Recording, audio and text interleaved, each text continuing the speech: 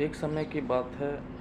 एक राज्य में एक राजा राज किया करते थे और राजा बूढ़े हो चले थे।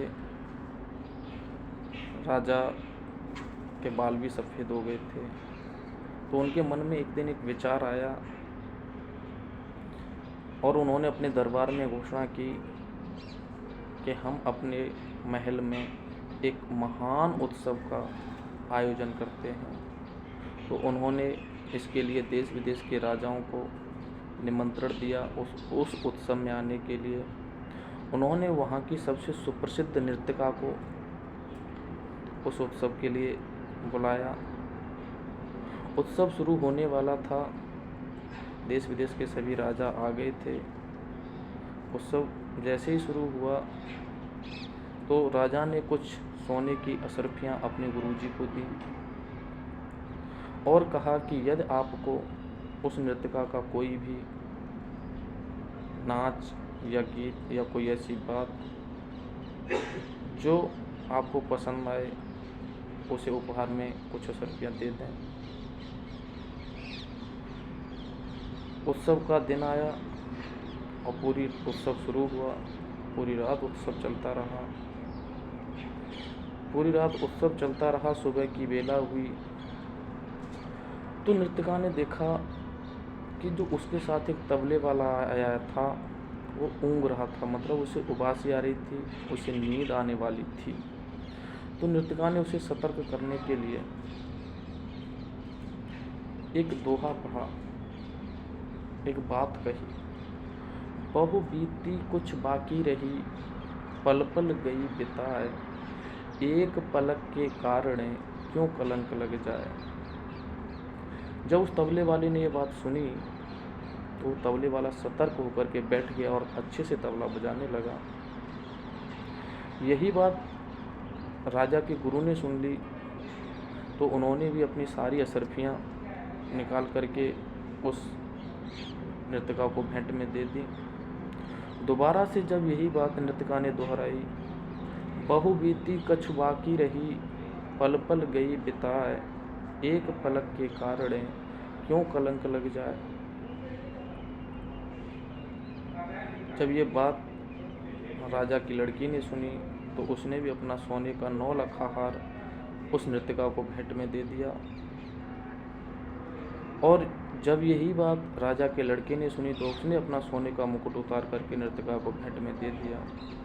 फिर से यही बात जैसे ही नृत्यिका दोहराने लगी, बहु बीती, तो इतनी देर में उस राजा ने उस नृत्यिका को रोका और कहा कि तूने एक वेश्या होकर के भी सबको लूट लिया। तो जब ये बात राजा के गुरु ने सुनी तो राजा के गुरु बोलने लगे, हे राजन, कि आप बहुत गलत कह रहे हैं। और उनके गुरु, राजा के जो गुरुजी थे, वो रो रहे थे। अरे गुरु राजन, ये तो मेरी भी गुरु है, इसने आज मेरी आंखें खोल दी। अगर आज ये नहीं होती और आज इसने ये बात नहीं कही होती तो मैं अपने पूरे जीवन में जो मैंने साधना, ब्रह्मचर्य व्रत का पालन किया, उसको मैं आज खो देता।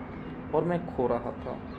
मैं बुजुर्ग गुरु हो चला और मुझे इतना एक्सपीरियंस है कि आज तक मैंने अपनी साधना को कायम रखा और आज इस पल पे आकर के मैं खोने जा रहा था। इसलिए राजन, इस नृत्यिका की गलती नहीं है, इसने तो मेरी आंखें सही वक्त पर खोल दी। तब राजा ने अपनी लड़की से पूछा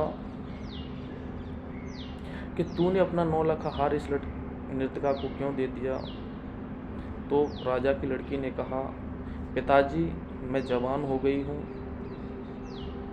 और मेरी उम्र निकलती जा रही है, लेकिन आप मेरी शादी नहीं कर रहे। आज रात ही मैंने आपके महावत के लड़के के साथ भाग करके शादी करने की योजना बनाई थी।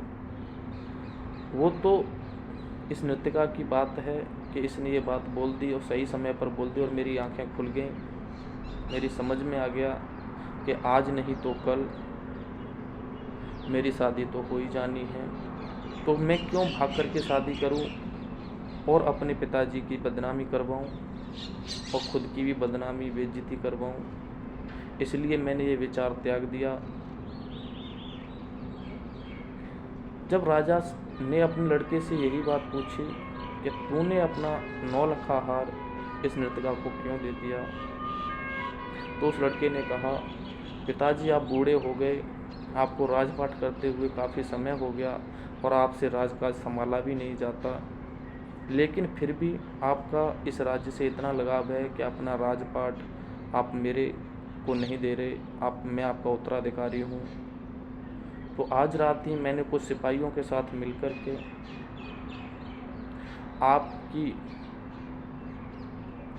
आपको मारने की योजना बनाई थी, लेकिन नृत्यका ने ये बात कह दी और मेरी समझ में आ गई कि आज नहीं तो कल मुझे ये राज्य तो मिल ही जाना, तो मैं अपने पिताजी की हत्या का अपराधी क्यों बनूं।